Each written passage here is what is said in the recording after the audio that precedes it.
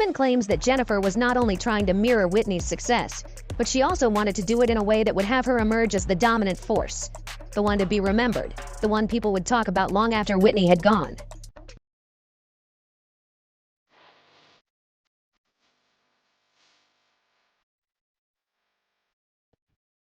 Will Jaguar continue to put the pieces of the puzzle together? Or is this just the latest in her long line of truth bombs?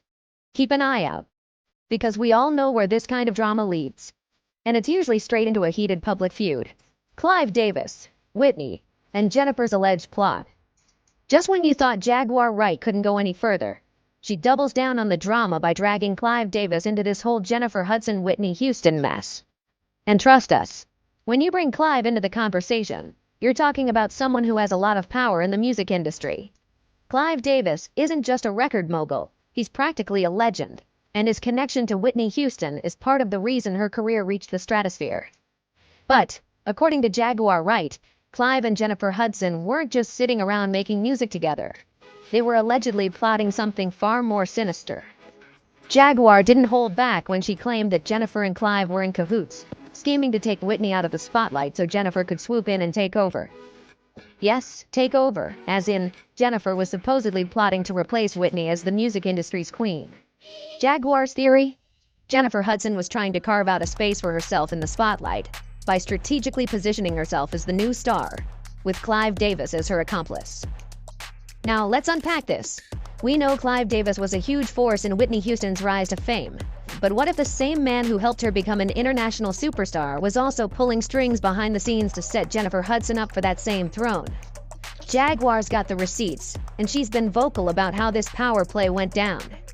She even claims that Jennifer was not only trying to mirror Whitney's success, but she also wanted to do it in a way that would have her emerge as the dominant force, the one to be remembered, the one people would talk about long after Whitney had gone.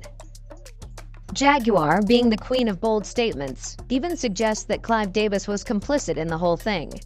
She alleges that Clive was essentially in on it, setting up Jennifer Hudson for superstardom while pushing Whitney aside. It's like a game of musical chairs, except the stakes were far higher, and the players involved were some of the most powerful names in the business.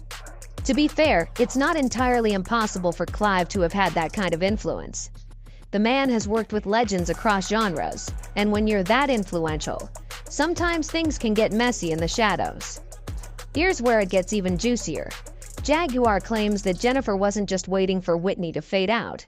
No, she was allegedly pushing actively to be the next big thing, and she wasn't about to let anyone stand in her way. Jennifer knew exactly what she was doing, Jaguar declared. Clive and her were working behind the scenes to take down Whitney, to make sure she wasn't going to stand in Jennifer's way. And there's that key word again, down. According to Jaguar, Jennifer wasn't content with simply being a successful singer. She wanted to be the next Whitney Houston, but with a more marketable, less troubled persona. Jennifer Hudson has of course responded to these wild allegations. In her typical fashion, she dismissed the comments as nothing more than baseless gossip. In a recent interview, she gave a sharp, no-nonsense response saying, "There's no truth to any of that. I'm just focused on my work, and I don't have time for these distractions." Being accused of plotting someone's downfall to steal their crown? Yeah, not something most people would want to deal with. But let's take a step back and consider what Jaguar is saying. Is there a grain of truth to her theory? Did Clive and Jennifer secretly team up to push Whitney Houston out of the way so that Jennifer could get her moment in the sun? Or is this just another example of Jaguar throwing out wild claims for attention? We may never know the full story, but one thing's for sure. This drama has put Jennifer Hudson, Clive Davis, and Whitney Houston back in the public eye in a way that's only going to intensify. Jennifer's response has been to distance herself from the accusations, but Jaguar doesn't seem to be backing down. If anything, she's doubling down, and you know that makes for some serious entertainment. So, where does this all go from here? Will Jennifer Hudson's camp issue another response? Will Clive Davis himself weigh in on these allegations? In 2008, when Jennifer was on top of the world after winning an Oscar for Dreamgirls, life threw her a curveball that no one could have seen coming. It was October 24th, and Jennifer's mother, Darnell Donnerson, her brother Jason Hudson, and her 7-year-old nephew, Julian King, were found lifeless in Chicago. And as if the whole thing wasn't awful enough, the person responsible was Jennifer's brother-in-law, William Balfour, Julia Hudson's estranged husband. Yeah, it's that kind of nightmare. This tragedy wasn't just something that hit close to home. It was something that came from within her own family, making it that much more personal. In the aftermath, Jennifer took some time off from the spotlight. I mean, how could anyone expect her to perform in the middle of that kind of pain? The public knew she was going through something unimaginable, but Jennifer didn't speak out at first. Instead, she leaned on her family, friends, and loved ones to help her navigate the storm. And when she did finally speak, it was clear how deeply it had impacted her. "My heart is broken. I'm still trying to understand what happened. My family was everything to me, and to have them taken away in such a senseless way is something I'll never understand." Despite the gut-wrenching loss, Jennifer didn't hide away forever. After a period of mourning, she began to channel her grief into her work, and it was clear she wasn't letting this tragedy define her career. It's amazing, really. Jennifer still came through with performances, continued to advocate for causes she cared about, and even became a vocal supporter of domestic violence victims. "I have to keep going, not just for me, but for my family who would want me to keep pushing," she said. But let's be real. No amount of work or charity can make something like this go away. The case itself wasn't easy, and Balfour's trial was a nightmare in its own right. The details of the case were jaw-dropping, and in 2012, he was convicted and sentenced to life in prison without the possibility of parole. While that did bring some closure, it didn't erase the pain Jennifer felt losing the people she loved most. Through all of this, Jennifer's resilience is honestly mind-blowing. She didn't let this tragedy destroy her or her career, though there were definitely moments where the weight of grief was almost too much to bear. In interviews, she's admitted that the loss still affects her, and while time has passed, it's clear that healing is a process that never ends. "There's no right way to grieve," she once said. "It doesn't go away. It just becomes something you learn to live with." But Jennifer's strength isn't just about what she does in the spotlight. It's how she's handled this heartbreak in her personal life, how she's chosen to push forward, and how she's used her experience to help others who have suffered similar tragedies. She could have folded under the weight of this, but instead, she chose to keep living, showing up for her fans, for her family, and for herself. At the end of the day, Jennifer Hudson's story is one of raw strength and vulnerability. She faced one of the worst losses imaginable and found a way to continue living, even when it seemed like the world had lost its color. And as much as we all love seeing her sing, act, and succeed, it's her ability to keep moving forward after something so life-altering that makes her a true inspiration. William Balfour, the suspect in the Hudson family tragedy. While it was super convenient that William Balfour was the prime suspect in the deaths of Jennifer Hudson's family, there's something about this whole situation that doesn't quite add up. Sure, he had a violent past, and yes, he was angry over his breakup with Jennifer's sister, Julia. But the more you look at it, the more it feels like someone, or something, might have been covered up in the process. Let's break it down. Balfour wasn't the only one involved in this situation. He wasn't exactly the model citizen, but was he the only person who could have pulled off something this monstrous? The way this case unfolded, it felt almost too easy to just pin everything on him. His criminal record, his temper, that made him a perfect scapegoat. But did anyone really stop and ask why things were so neatly tied up with Balfour being the bad guy? The fact that his trial didn't even start until 4 years after the tragedy? That's a long time to let the evidence marinate, don't you think? It's almost like they had to give it time to build the case. But even with all the time to work with, Balfour still denied being involved. The fact that they waited 4 whole years to bring him to trial also feels odd. What if they were trying to keep things quiet, letting everything cool off? And Balfour's consistent insistence on his innocence. He wasn't exactly a choir boy, but could he have been framed? Maybe there was a bigger story being buried beneath the surface. While Balfour was in the spotlight, the question remained: why was he the only one blamed? Jennifer's family was close-knit, and there were other people who could have had a motive. Who else had something to gain here? Balfour wasn't exactly rolling in money or power. What was his real reason to hurt them? Especially when his relationship with Julia had already fallen apart. Could it be that the truth wasn't as straightforward as the authorities wanted the public to think? Balfour may have been the one in the hot seat, but was there someone else pulling the strings behind the scenes? Was Jennifer in the dark about something? Or were there larger, darker forces at play in her family's tragic demise? If you step back and look at the situation, there's a feeling that maybe, just maybe, the whole thing was too clean, too easy to blame it all on William Balfour.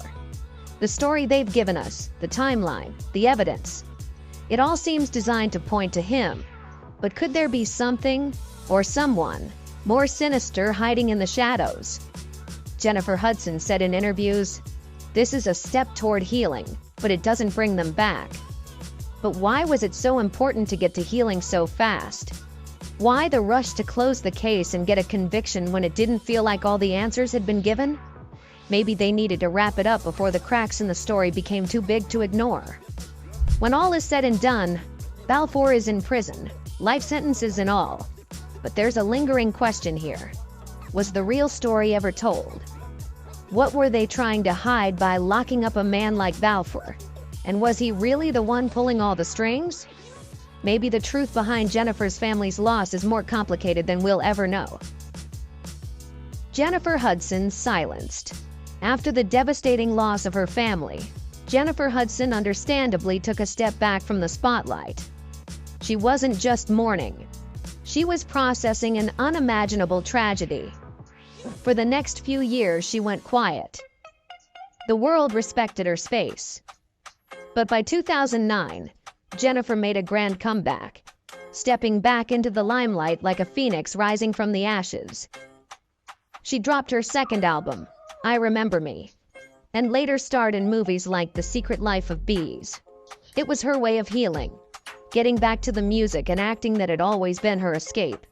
But now, here's where things get extra messy. Jaguar Wright, the outspoken, no-holds-barred singer, recently stirred up a whole lot of drama when she suggested Jennifer Hudson's comeback wasn't just about healing, it was about hiding something.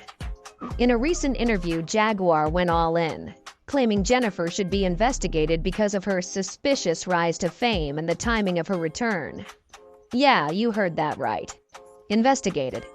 Jaguar's accusations come at a time when many people are still trying to make sense of Jennifer's journey, and for her, it seems like something doesn't add up. According to Jaguar, Jennifer's sudden re-emergence into the public eye was more than just the result of grief and recovery. She was on the scene too quickly. Something ain't right, Jaguar said, casting doubt on Jennifer's motives and whether there's more to the story than anyone knows. Now hold up. Before you think Jaguar's just throwing shade for no reason, consider this. Jaguar has made a name for herself in the past for speaking her mind. She's been very vocal about the industry, about celebrities, and about how things work behind closed doors. So, when she starts talking about Jennifer in this way, you've got to think, is there more going on here? Jaguar is not just talking about Jennifer's sudden fame. She's also hinting at deeper, darker stuff, the kind of stuff that might make you raise an eyebrow. She's suggesting that Jennifer Hudson's rise to fame wasn't just about talent, but potentially aiding her in covering something up. Jaguar claims Jennifer may have used the entertainment industry and her public persona as a way to distract from the real story. And let's be real. We know the entertainment industry loves a good comeback story, but Jaguar is questioning the timing and why Jennifer needed one so desperately. Some sort of pact. One that required giving up something deeply personal in exchange for fame, success, and power. Just like Kanye did, Jennifer had to make a choice. It's the price of fame. Her words stung because, well, she's implying that Jennifer Hudson wasn't just a victim of tragedy. She was a player in a much darker, more sinister game. Now, before you start shaking your head, Think about what Jaguar's implying. She's not the only one who's ever suggested that some celebrities seem to pay a heavy personal price for success. Many conspiracy theories swirl around the idea that people in Hollywood have to make certain sacrifices to reach the top. So, when Jaguar draws this parallel between Jennifer and Kanye, it's clear she's tapping into a long-running narrative of celebrity sacrifice. Kanye, as we know, has gone down a path where he's openly admitted to making sacrifices in exchange for success. Whether you believe him or not, it's been an ongoing theme in his life and career, fueled by his controversies, his breakdowns, and his somewhat bizarre public persona. And Jaguar, in her usual no-filter style, is saying that Jennifer Hudson's success wasn't that different. She sees the pattern, and she's not afraid to call it out. It's not just about Jennifer's quick comeback after tragedy. It's about the bigger picture. What did Jennifer have to sacrifice to become the star that she is? Jaguar doesn't come right out and say what she thinks Jennifer gave up, but you can tell she's got some serious suspicion.